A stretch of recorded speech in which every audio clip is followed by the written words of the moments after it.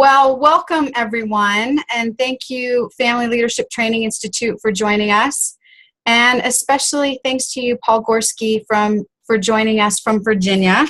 Paul is an Associate Professor of Integrative Studies at New Century College at George Mason University, author of 2 books, Reaching and Teaching Students in Poverty, and case studies on diversity and social justice in education. So we really appreciate you joining us tonight. And the format will be, we'll just have kind of a interview process, and then have a little time for Q&A at the end.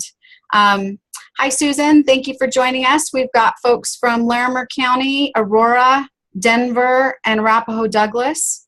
And we'll go ahead and get started. So, Paul, talk to us a little bit about the work that you've done and what your experiences have been that brought you and led you to that work. Well, most of my work involves working to create more equitable and just schools and education systems around racial justice, economic justice, gender, disability, language, sexual orientation. I think I see my primary role as I'm not sort of the Diversity 101 guy who goes in and does the Diversity 101 workshop. I usually work more with schools that feel like they've made a little progress and are trying to move from kind of a celebrating diversity approach to a equity and social justice approach. So I guess I can sort of agitate people in that direction. And I co-developed a framework called the Equity Literacy Framework, which is basically about helping educators develop the knowledge and skills that are required to be a threat to the existence of inequity within their spheres of influence, whether that's their classroom or their school or their district. But again, it's about how do we get past celebrating diversity and racial harmony and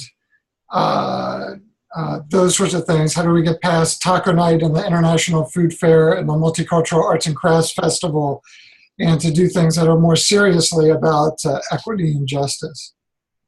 Okay. In terms of the issues of equity, what do you see as the current challenges? Well, I think there are sort of these big structural challenges, like, kind of neoliberal school reform probably being the biggest one, just in the sense that I think there are some people, especially administrators, who probably want to do more around equity, but are in some ways kind of stuck in this bigger set of movements that basically are anti-equity movements, the whole neoliberal school reform project. So I think that presents a series of challenges. But I also think one of the big challenges is that it's really easy to go through teacher education programs and administrator education programs and other kinds of ways that people are involved, and to be misled about what it takes to create equity. And again, that's why, I never think that the problem is a lack of people who care about diversity or a lack of strategies or initiatives. I think the problem generally is a lack of understanding how inequity operates and who benefits from inequity. And so there's a bunch of resources being put into strategies that really have nothing to do with the problem that we're trying to solve. So for instance, I do a lot of work around class and poverty issues. And I think there's a lot of districts who are putting a lot of resources into addressing the economic achievement gap. The problem is most of those resources are focused on fixing economically marginalized people rather than fixing the conditions that marginalize economically marginalized people. And so we go through these kind of cycles of trying, it's kind of the classic blame the victim. But we trying to fix marginalized people and never get around to addressing the inequities that are actually causing the outcome disparities. So I think that's the biggest challenge. I think it's a lack of consciousness, and the fact that people who have that consciousness and are actually doing racial justice and economic justice and queer justice and gender justice, they're not the ones who are rewarded with the administrative positions. And so that's a whole, I think that's a set of challenges too. Mm-hmm. You talked about neoliberal school reform, and I'm wondering if you could just take a moment and define that for us. Well, neoliberalism is kind of I don't know if you want me to give a whole thing about neoliberalism, but it's kind of a set of economic strategies and philosophies that, just to give a very condensed version, are really ultimately about opening every possible sphere to privatization and profiteering. And we've seen this, of course, in public schools. The idea is that we don't want to inhibit the creation of wealth in any way. And so one of the things, that's just a kind of a slice of it, but one of the neoliberal strategies is to take even aspects of society that have historically been protected as part of the common good or the public good and open them up for profit. And so the public school is a great example of that happening right now. Public roads, public parks, public colleges and universities, making them sort of profit centers, corporatizing them. And then you can see that happening through school reform, through things like charter schools, or these huge sort of testing regimens that, when you look at something like that and you say, okay, who wants this? Children don't want it, parents don't want it, teachers don't want it, most administrators don't want it. Pearson wants it. Pearson's pretty excited about it. Yeah.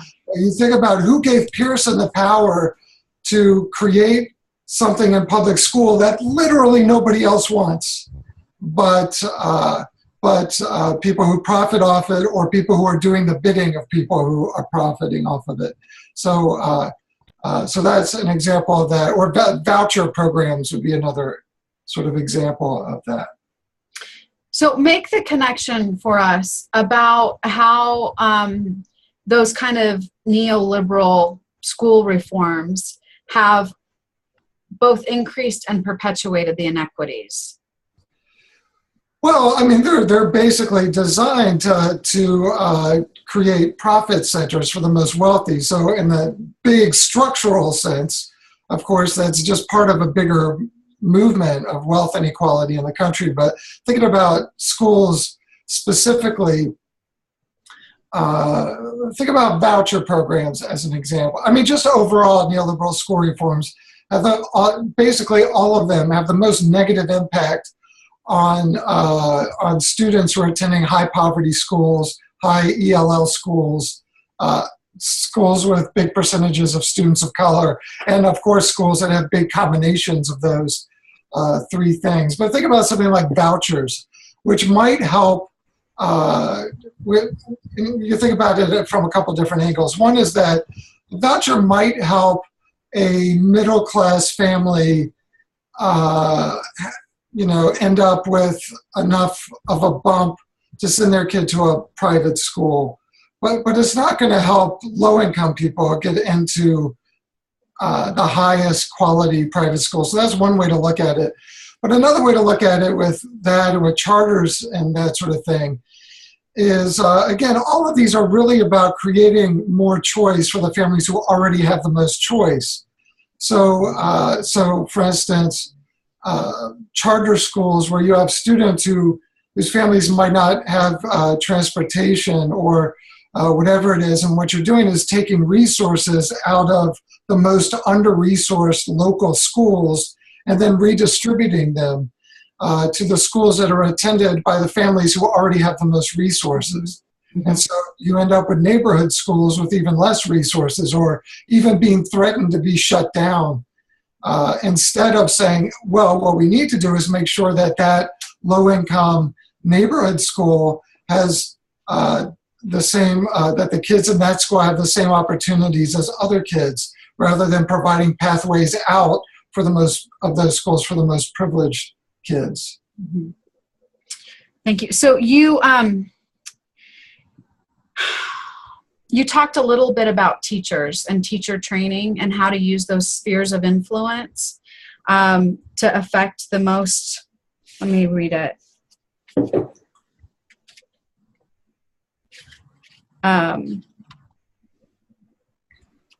To bring about the most justice within their spheres of influence. Do you think it's just the responsibility of teachers, or does it go beyond teachers? And what are they doing? What do we do that's ineffective, that as advocates, as teachers, as parents, that perpetuate those inequities?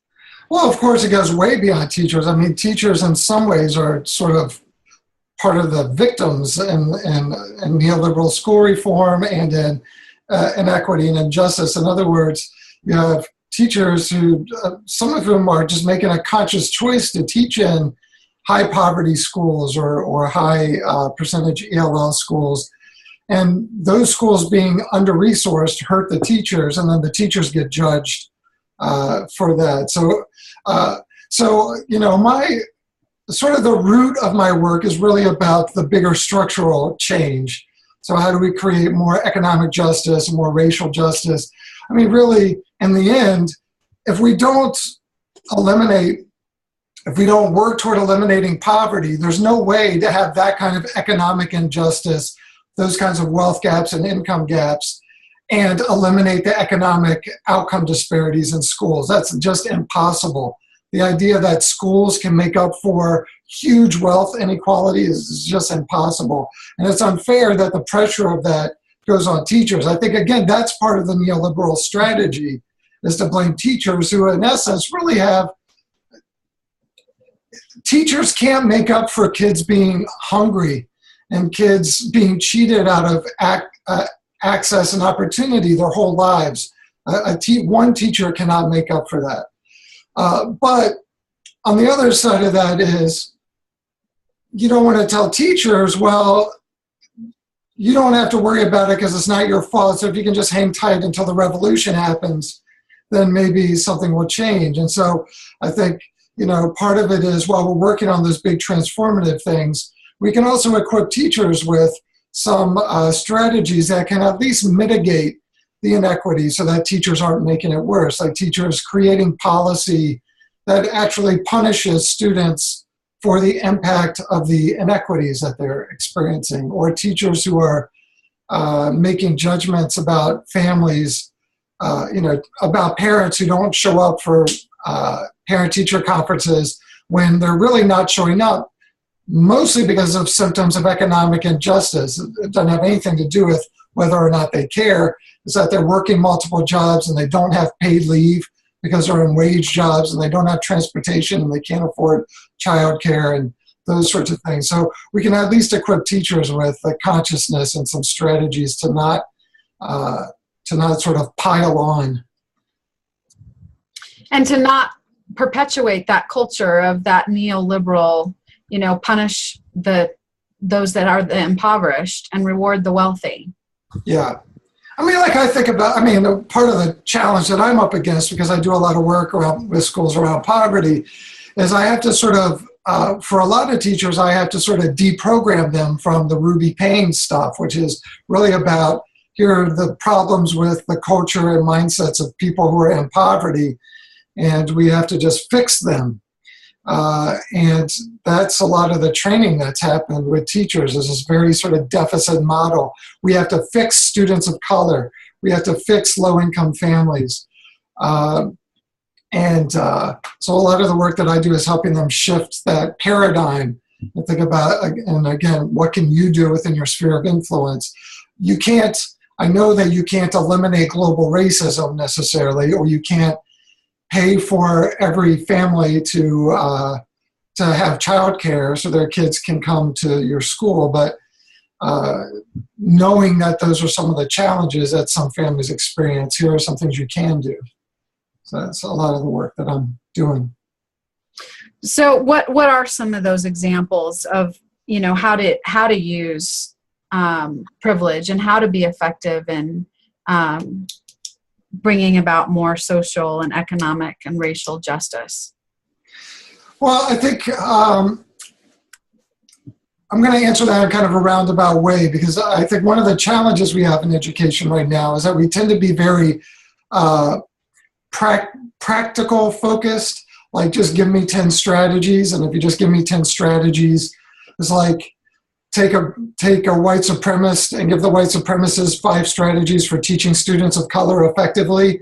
And we, of course, nobody thinks that that would be a good strategy. But I think the first step is to work on our consciousness, to have the humility to make sure that I understand the difference between having this deficit view, where it's about, here's what's wrong with poor people, and I'm going to be the savior of the poor people, and making a shift to saying, okay, what are the challenges and barriers that people experiencing poverty face? And even if I might not be able to eliminate those, I can at least create policy and practice approaches that don't exacerbate them.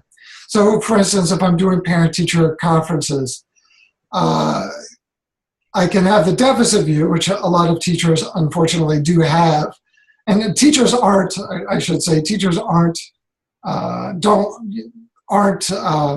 different from anyone else in this regard. The dominant view in the U.S. is a deficit view, that people who are in poverty because they're lazy and they don't care about education or whatever. It's something that they've done to themselves. Right. Mm-hmm.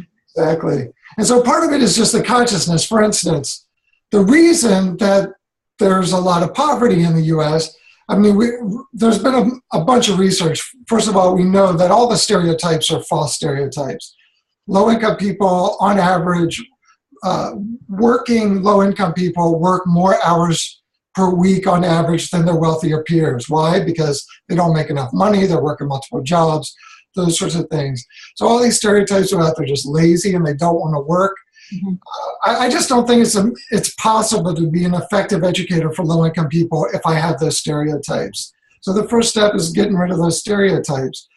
And then to think, okay, well, what can I do for families where people might be hungry, the parents are working multiple jobs, they don't have computers at home, or they don't have, so just developing that consciousness. And I'm talking a lot about poverty, but same around race and around gender and sexual orientation, disability.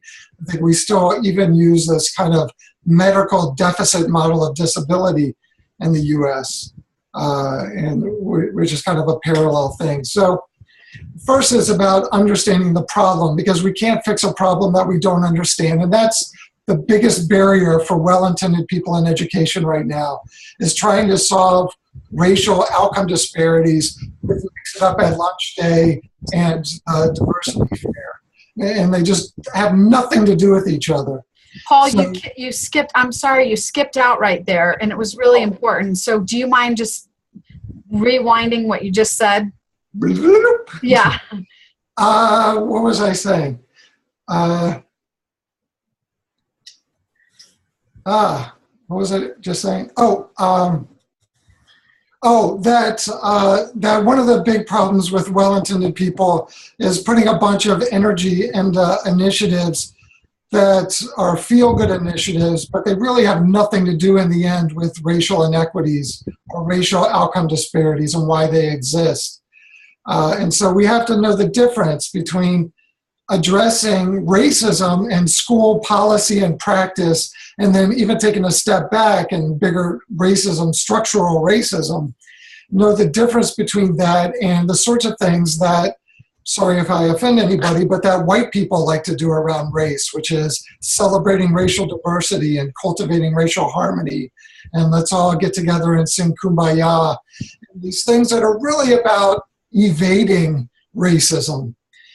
So the best way that I can use my privilege is to say, well, I know that the only strategies that are really going to make a difference toward racial equity are strategies that are a threat to my privilege.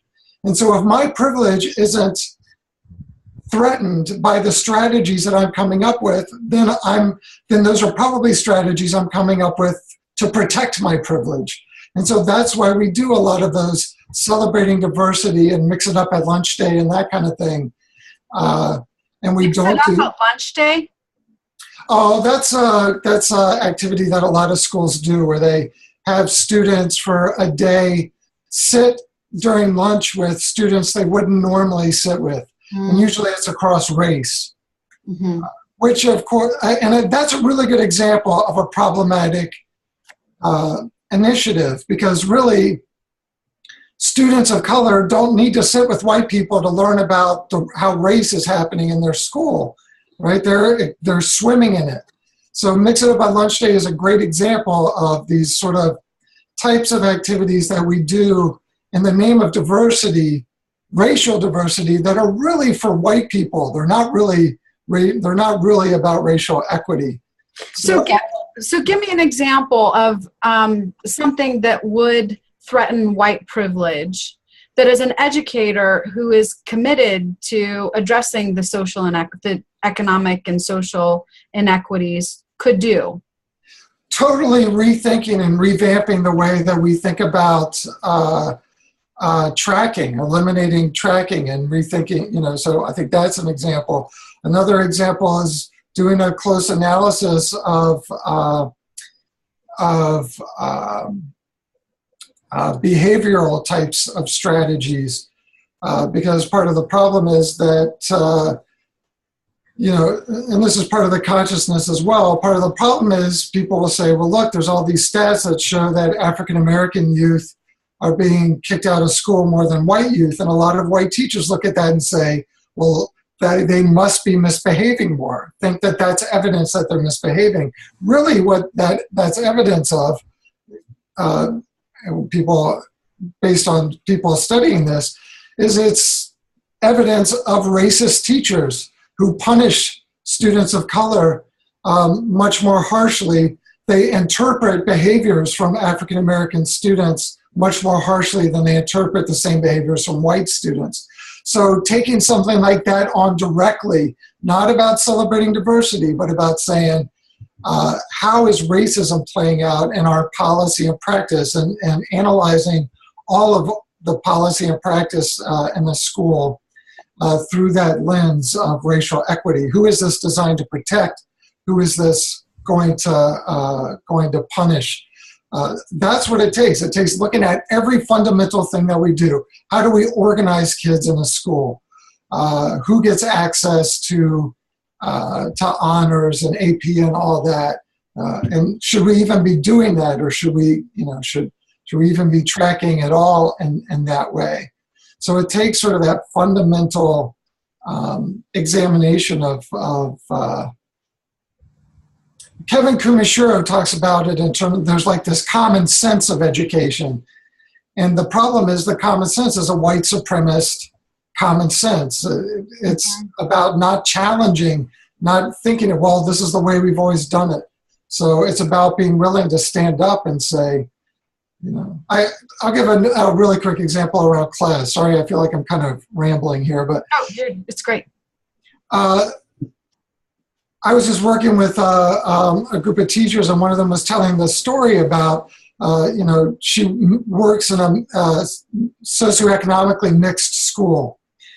And she was saying, well, every year they have this book fair. And so kids come through and they do these evening programs, and the parents can buy books and the kids can buy books. But there's a lot of low-income students who can't afford to buy books. And of course, where do they hold the book fair in their school? They shut down the library to have the book fair. So first of all, I have to have the consciousness to recognize, first of all, that that's a problem. Then, is there any adult in that school who has the will to stand up and say, wait a second, this is crazy. This is inequitable. And am I willing to risk the blowback that I'm definitely going to get if I do that? Am I willing to put I call it institutional likability. Am I willing to put my likability on the line? Another example of this that happens at a lot of schools is these fundraisers that the PTOs or PTAs host where kids are selling bad chocolate or ugly candles or whatever they're selling. And is there any adult in that school who realizes how humiliating those things are for low-income kids whose families can't afford to buy a box of bad chocolate, right? And who can't go door to door in their community where nobody has extra money? Does anybody know how humiliating that is? So I have to be the one first that does the consciousness work so I can recognize that's humiliating to low-income kids. Then I have to have the will to stand up and say, I don't care if we've done this for the last 20 years. This is us creating inequity. And the crazy thing is schools use that and then they say, well, we're raising money so that low-income kids can go on things. It's like, well, you're raising money in ways that are humiliating to the low-income kids you say that you're helping. So the question for me is, this is equity literacy. Do I have the knowledge to recognize that as an inequity? Then do I have the skill to challenge people on it and raise it as an issue? Mm-hmm. Yeah, and it's and all of the ways that we're not only creating humiliating and reinforcing those models of deficiency and those labels and those stereotypes, but also just the ways that we exploit children. And it. Oh, yeah. Well, I mean, that's the big tragedy in this country overall is that so many of these sort of big policy debates, these big political debates end up being on the backs of children, and children end up suffering. That emphasis on outcomes, and we're going to, measure the outcomes, and all of our concentration is going to be on the outcomes, not recognizing that that's profitable for various corporations and industries and to no benefit to those children who then they become literally the factory model for those. Well, I'm all for outcomes, but I think the problem is that's a very narrow way to define outcomes. Mm-hmm. And it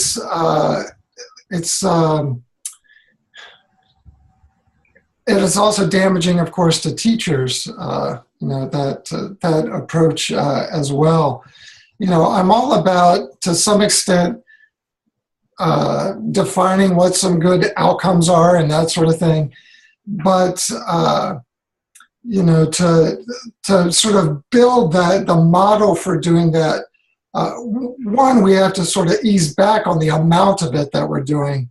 And there's some school districts, some states where they're giving high stakes tests to kindergartners.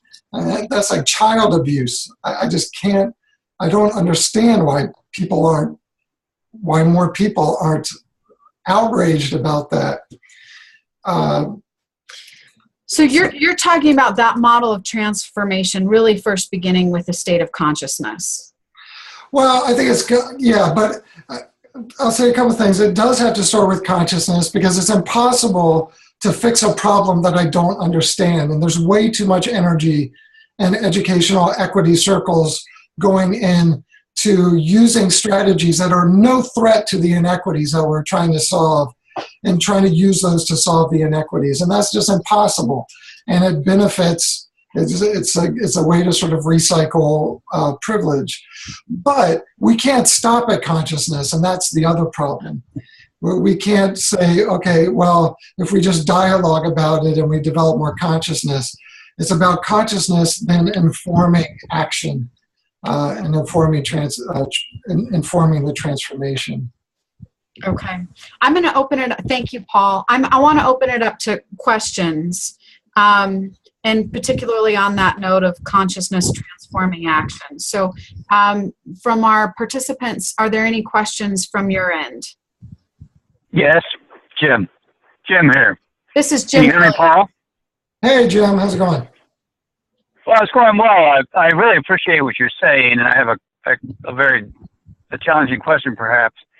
I agree completely across the board what you're saying. And my question is, can you give me a couple of examples that you've been able to pull off or do that actually made a difference in a school or a setting? I certainly understand the problem. I've been involved with circles. You probably know about them and other poverty programs in the past. I've gone through all kinds of stuff around poverty and education. I'm curious, what the intellectual understanding is very powerful. What have you been able to provide people that actually made a difference? Well, let me ask you, answer your question first with a question. Did you say you've been involved in the Circles program? That's the anti-poverty program? Yes. Yeah, so I would push back on that. I think that's a great example of a strategy that is no threat at all to the problem, because there's no way to eliminate poverty by helping people who are in poverty one by one to overcome poverty. The only way to eliminate poverty is to eliminate economic injustice, to eliminate the wealth. Yeah, see, I understand the reasoning. What I'm asking you is, and I get that that's true. It's so vast, it's amazing. So I understand the reasoning. What I'm after is, do you have some examples other than intellectually that actually have made an effective difference in the work that you're doing besides understanding it? Are you talking about in schools or more generally? Anywhere. I don't care. Pick one. What will stand out for you in saying, here are the kind of successes that we've been able to create, understanding this broad field of consciousness? What have you found to be or helping people get to that actually has made a difference in the lives or a school or whatever? Well, everything that I just said, I mean, the schools that I've worked with who have sort of adopted the equity literacy framework, I think part of the problem is that what it sounds like is you want me to list 2 or 3 specific things, but the stuff that I do working with schools is about literally transforming everything they're doing. But I'll give you one practical. I agree with that. I'll give you one practical example. That I've worked with a lot of school districts, because everyone is pretty obsessed with family involvement. That is a huge thing. Right. So, and this is a great example of working with a school district to shift them from a deficit approach to a structural approach that made a very practical, that helped them into make some very practical decisions about doing something better. So very common for school districts to, well, one thing that we know that's a fact is that low-income parents do not show up for opportunities for family involvement at the same rates as middle-class parents or wealthier parents. That's just a fact. It's been measured 100 ways. That's a fact. The question is, why does that happen? The way that most schools have interpreted that is that low-income parents must not know the value of education, or they don't care about the value of education. So what a lot of schools do in response to low-income parents not caring about their perception that low-income parents just don't value it enough or whatever, don't know how to value it. So a lot of schools will put a bunch of resources into these programs where they'll invite the whole community of low-income people into the auditorium and lecture them about why they should care more about their kids' education. Now I've made 2 big mistakes. One is I've put some resources into solving a problem that doesn't exist. Low-income people don't care about education. It's a problem that doesn't exist. I have research going back to the 70s that show they have the exact same attitudes. 2, those schools are alienating and offending their most marginalized families. That's a consciousness thing. There's no, if I don't do that consciousness work with that school, there's no, they can't even imagine a practical strategy that's equitable because they're stuck with trying to fix the low-income parents. But, so I go in and I work with them and I try to help them understand here are the stereotypes, the false assumptions you're working under. Now, so then we can have this conversation, well, why aren't families, low-income families, showing up?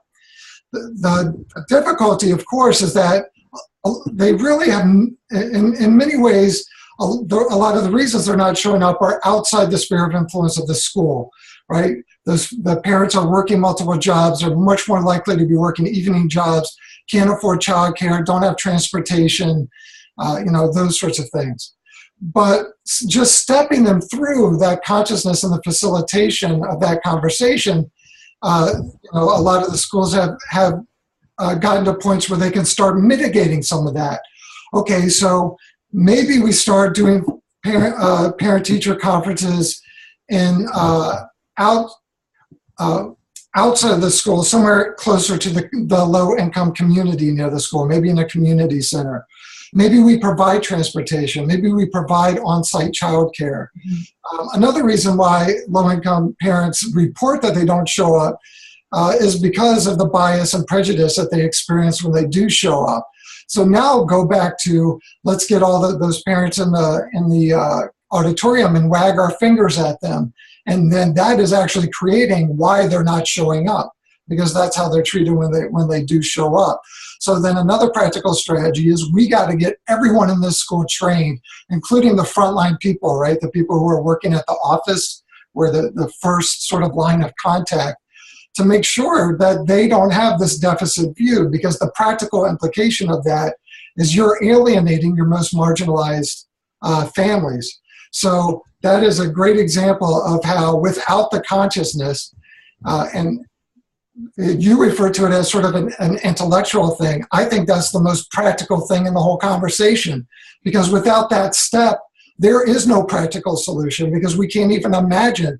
And that's why we end up with things like people thinking they're solving poverty through like that circles program, because they don't understand the problem they're trying to fix. And if they don't understand the problem they're trying to fix, we got 10,000 people working in a way that really is ultimately no threat. So the consciousness is the first practical step.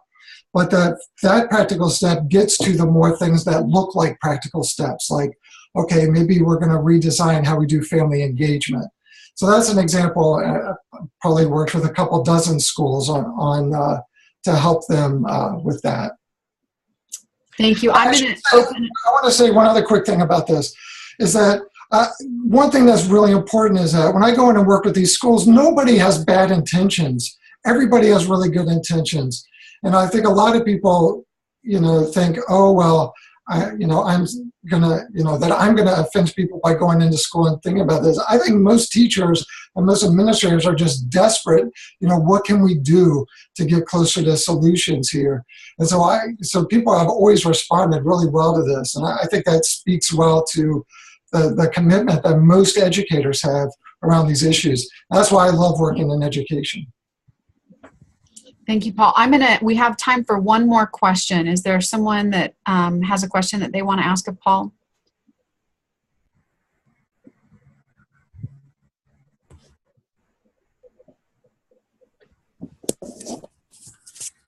Hey, Angela. Yes. Hi, Susan. Hi.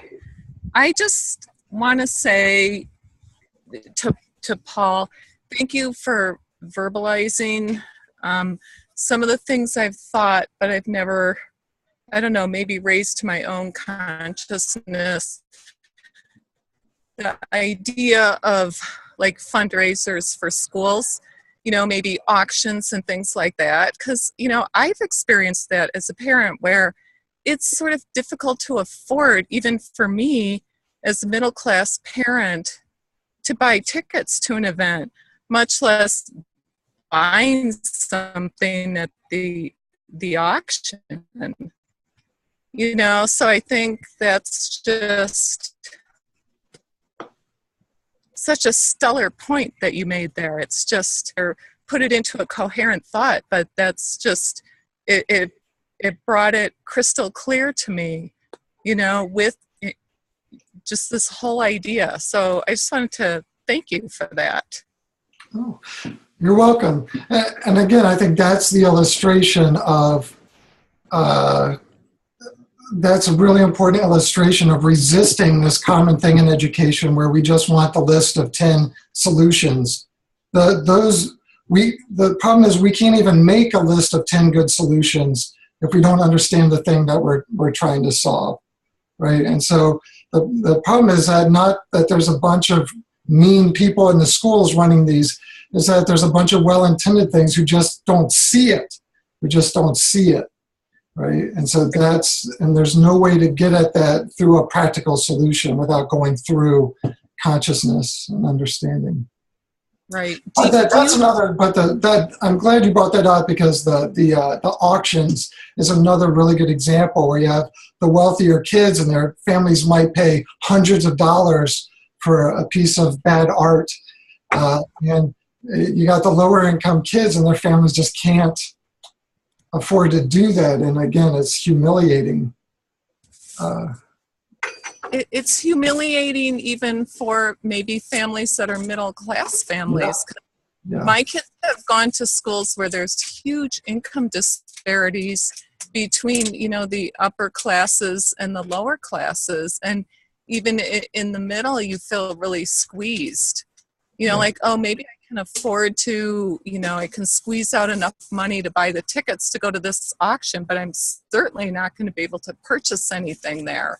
And it just, when you brought that up, it just illustrated, oh, exactly, I understand completely what you're saying. How do you feel if you can't even afford to attend the auction, much less buy anything there? So even things like a spaghetti dinner or whatever. So thank you for that. And Paul, I appreciate too, because I think why this is so challenging is that as parents and as teachers too, we really want to do what's in the best interest of our kids.